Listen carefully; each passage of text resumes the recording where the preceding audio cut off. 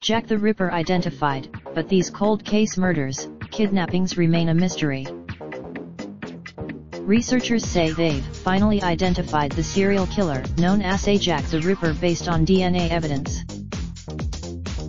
The man who killed at least 5 women in the Whitechapel district of London in the late 1800s is believed to be a 23-year-old Polish barber and prime suspect at the time.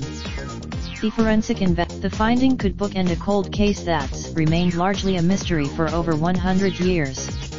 It also raises here are several other well-known cases from the headlines. Amber Hagerman.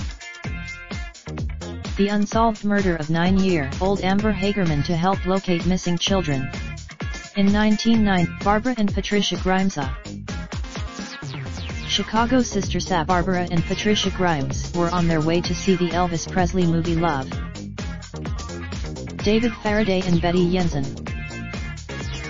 The so-called Zodiac Killer, responsible for at least 6 murders over however many decades, is still unknown.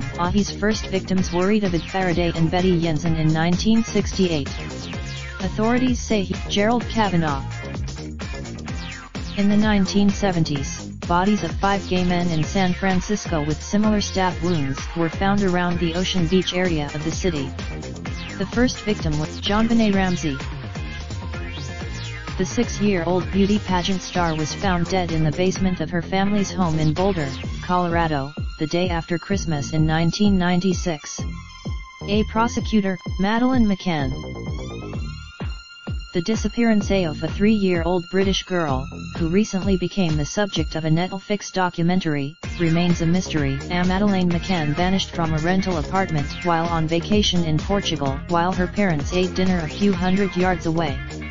Netflix's release. Ryan Miller and Crystal Hayes contributed to this report. Follow Ashley. Raindrop, drop top, smoking, no cooking the hot pot. You fucking on your bitch, yeah, that.